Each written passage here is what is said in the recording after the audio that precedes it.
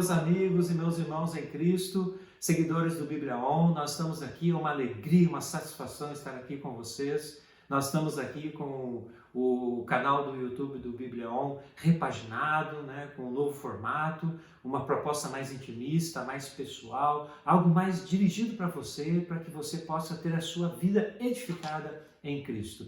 E nós estamos hoje aqui com uma proposta que é aquilo que nós chamamos de perguntas e respostas bíblicas. Nós queremos trazer para você explicações, de acordo com aquilo que a palavra de Deus nos diz, sobre dúvidas, perguntas que você tenha a respeito da vida cristã. Então, se você tem uma pergunta, você tem uma dúvida, que você gostaria de obter uma resposta, escreva aí nos comentários, coloque aí a sua pergunta. E hoje nós queremos então responder uma pergunta, já que o nosso tema hoje é perguntas e respostas bíblicas, nós queremos responder uma pergunta relacionada com o mal, com a questão do mal. E a pergunta é a seguinte: por que coisas ruins acontecem com pessoas boas? Nós queremos responder essa pergunta e queremos refletir sobre isso de uma perspectiva bíblica, daquilo que Deus tem para nós. Porque essa pergunta acontece, muitas vezes a gente faz essa pergunta. Isso acontece, a gente se questiona, mas por quê? Por que isso aconteceu? Aquela pessoa era tão boa, tão justa, tão honesta, tão correta. Por que aquilo foi acontecer com ela? Uma doença, uma tragédia, uma crise. Por quê? Então a gente se pergunta, por que coisas ruins acontecem com pessoas boas? Mas eu quero que você, já que nós estamos falando aqui de Bíblia, e eu quero responder isso através da palavra de Deus, eu quero mencionar aqui o exemplo do apóstolo Paulo. O apóstolo Paulo nos diz em 2 Coríntios capítulo 11, a partir do versículo 24, ele diz o seguinte: veja só o que o apóstolo Paulo sofreu. 5 vezes recebi dos judeus 39 açoites, 3 vezes fui golpeado com varas, 1 vez apedrejado, 3 vezes sofri naufrágio, passei uma noite e um dia exposto à fúria do mar, e estive continuamente viajando de uma parte a outra, enfrentei perigos nos rios, perigos de assaltantes, perigos dos meus compatriotas, perigos dos gentios, perigos na cidade, perigos no deserto, perigos no mar e perigos dos falsos irmãos. Ele diz também: trabalhei arduamente, muitas vezes fiquei sem dormir, olha só, passei fome e sede, diz o apóstolo Paulo, muitas vezes fiquei em jejum, suportei frio e nudez, E ele diz ainda no versículo 28, além disso, enfrento diariamente uma pressão interior, a saber, a minha preocupação com todas as igrejas. Certa vez mostrei esse texto para uma pessoa e ela disse assim: mas como pode o apóstolo Paulo, um homem de Deus, passar por todas essas coisas? Por que Deus permitiu isso? É a mesma pergunta. Por que coisas ruins acontecem com pessoas boas? Agora, veja bem, vamos responder essa pergunta então. Vamos tentar esclarecer aqui e entender essa situação. Se nós quisermos ter uma percepção correta disso, se nós quisermos responder essa pergunta com clareza, nós precisamos olhar para essa pergunta de uma perspectiva espiritual. E quando nós olhamos para essa pergunta de uma perspectiva espiritual, nós percebemos que essa pergunta tem 2 enganos aqui, 2 equívocos. O primeiro equívoco que aparece aqui, eu chamo de equívoco teológico, porque essa pergunta fala que existem pessoas boas. Do ponto de vista bíblico e teológico, não existem pessoas boas. A palavra de Deus diz que todos nós somos pecadores e merecemos a condenação. Então, do ponto de vista teológico, não existem pessoas boas. Todos nós merecemos a condenação, merecemos a morte, isso é fato. E a gente tem que lidar com isso. Lá em Lucas capítulo 18, no versículos 18 e 19, um líder, um homem, se aproximou de Jesus e ele fez uma pergunta. Olha só o que diz o texto bíblico. Certo homem importante lhe perguntou: bom mestre, que farei para herdar a vida eterna? Olha a pergunta que ele faz. Jesus responde: por que você me chama bom? E aí o próprio Jesus completa, ele diz: não há ninguém que seja bom a não ser somente Deus.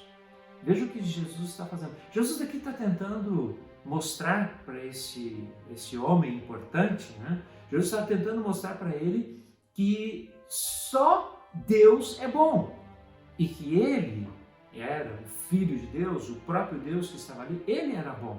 Mas ele questiona o homem, questiona sobre isso. Ele diz, por que você me chama bom se só Deus é bom?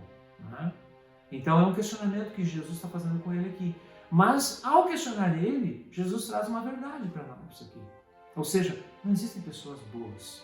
No fundo, todos nós temos uma natureza pecaminosa. E nós precisamos entender isso. Né? Nós precisamos aceitar isso, nós precisamos enxergar isso.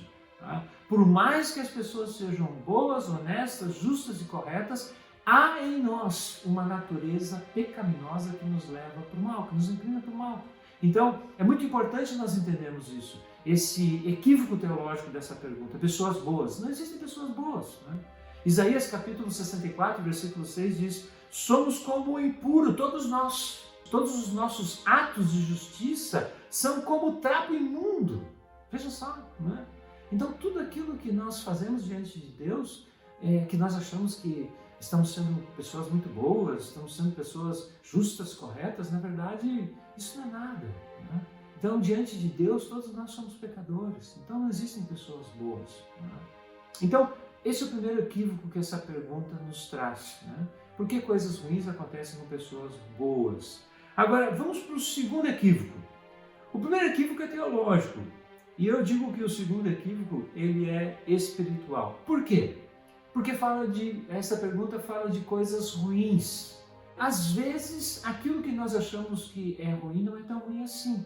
E às vezes, aquilo que nós achamos que é bom não é tão bom assim. Né? Então, o que é bom e o que é ruim? Isso é relativo. Você pega, por exemplo, uma criança.